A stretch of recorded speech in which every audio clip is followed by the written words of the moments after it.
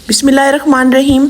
Viewers, आज मैं आपके साथ शेयर कर रही हूँ चाइनीज़ गाजर की बहुत स्पाइसी, मज़ेदार, खट्टी मीठी और अचारी स्टाइल की सब्ज़ी। ये इतनी मज़ेदार सब्ज़ी है कि आप इसे चावल के साथ खा सकते हैं और नान के साथ ये बहुत मज़ेदार लगेगी। और अगर अचार का इजाफा कर लें तो ये बहुत ही मज़ेदार होने वाली है। तो चलें शुरू करते हैं अपनी आज की ये आसान और सादा सी रेसिपी। सबसे पहले हमने 3 बड़े साइज़ के प्याज लेने हैं और इस तरह लच्छों की सूरत में इनको कट कर लेना है। तो इस तरह आपने लच्छे इसके ऐसे अलग-अलग कर लेने हैं। दूसरी तरफ हमने एक बड़े साइज़ का टमाटर लेना है और इसको बारीक टुकड़ों में हमने कट कर लेना है। अब धनिया की बारी आती है। धनिया साफ़ करके हमने बारीक काट देना है। अब चाइनीज़ गाजर हमने लेनी है। इसको काट कर हमने यूं स्लाइसेस में काट लेना है और इसको हमने नमक डालकर अच्छी तरह बॉईल कर लेना है और इनका जो पानी है वो हमने गिरा देना है। नमक ज़रूर डालना है बॉईल करते हुए, क्योंकि इसका जायका तुर्श होता है। नमक डालने से ये बहुत मज़ेदार से इसमें जायका ऐड हो जाता है और दूसरा ये अच्छी तरह से बॉईल हो जाती हैं। अच्छा जी, तो हमने दही लेना है तकरीबन 4 टेबल स्पून। इसके बाद अदरक लहसुन का पेस्ट 1 टेबल स्पून लेना है।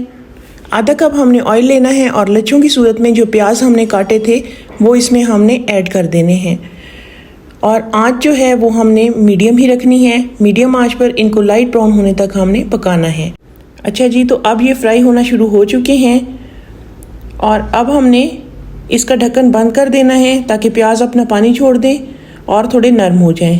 प्याज जब नरम और लाइट ब्राउन हो जाएं तो इसमें हमने एक बड़े साइज़ का टमाटर जो स्लाइस किया था वो ऐड कर देना है और इसको हमने अच्छी तरह से पकाना है। आंच मीडियम ही रखनी है। तो जी, इसकी पकाई हो रही है। इसकी मज़ीद अच्छी तरह से पकाई करने के लिए हमने 1 टीस्पून नमक इसमें ऐड कर लेना है। नमक से यह है कि टमाटर बहुत जल्दी नरम हो जाते हैं।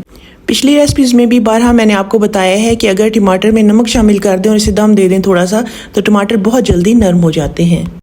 टमाटर जब नरम हो जाएं तो इसमें अदरक लहसुन का पेस्ट 1 टेबल स्पून हमने ऐड कर देना है।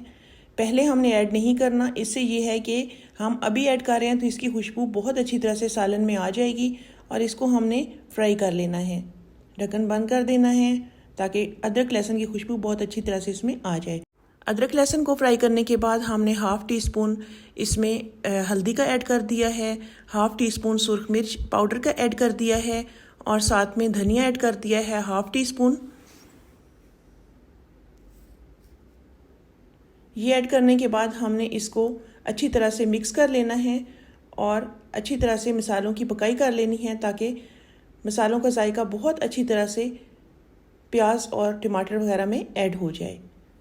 तो जी, आंच हमने इस यहाँ पे आके मीडियम कर देनी है और मीडियम आंच पे इन मसालों को हमने भूनना है और इसका बिल्कुल पेस्ट नहीं बना देना, इस तरह खड़े मसाले होने चाहिए। तो अब हमने 4 टेबल स्पून इसमें दही के ऐड कर दिए हैं और दही को हमने तब तक पकाना है जब तक पानी खुश्क नहीं हो जाता और इस लेवल पे आंच हमने बिल्कुल लो रखनी है, क्योंकि तेज़ आंच पे दही जो है बहुत जल्दी जलना शुरू हो जाती है।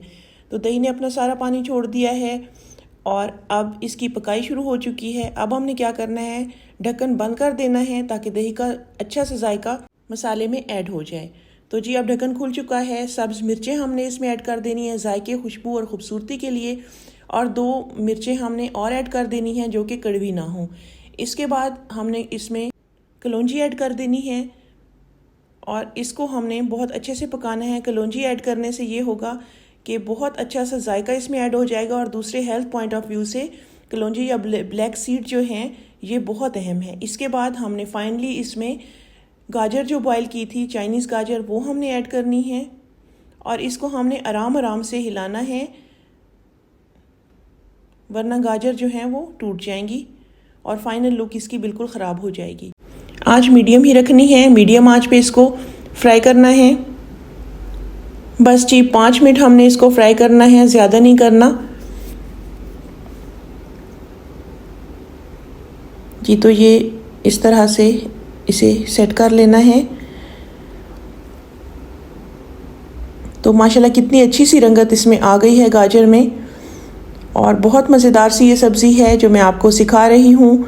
चावल के साथ ये बहुत अच्छी लगती है, बहुत मज़ा आता है इसको खाते हुए, और चपाती के साथ इसका जायका कहीं ज़्यादा बढ़ जाता है।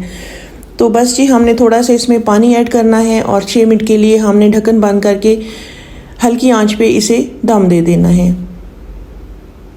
तो जी अब दम खुल चुका है, माशाल्लाह बहुत अच्छी सी महक आ रही है। हमने मज़ीद मिर्चें ऐड कर देनी हैं। ये मिर्चें कड़वी बिल्कुल भी नहीं हैं। और इसके बाद जो है इसमें हमने धनिया स्प्रिंकल कर देना है। धनिया से बहुत अच्छी इसकी लुक आ रही है, बहुत अच्छा सा जायका, बहुत अच्छी सी खुशबू इसमें ऐड हो जाएगी।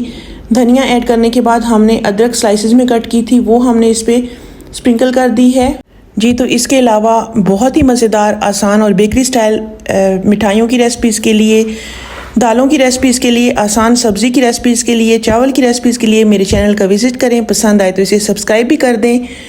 तो जी आते हैं रेसिपी की तरफ। तो अब हमने क्या करना है, अब हमने जायके के लिए इसमें काली मिर्च ऐड कर देनी है, बिल्कुल एक चुटकी भर सी। इसके अलावा इसमें जाएगा ज़ीरा, ये हमने भून लिया था बहुत थोड़ा सा, और ढक्कन बंद कर देना है ताकि ज़ीरे की बहुत प्यारी सी खुशबू सालन में ऐड हो जाए। तो जी अब माशाल्लाह से सालन बन के तैयार हो चुका है, बहुत मज़ेदार, बहुत लजीज। आप रोटी के साथ खाएं, चावल के साथ खाएं, नान के साथ खाएं, आपको यकसा मज़ा देगी।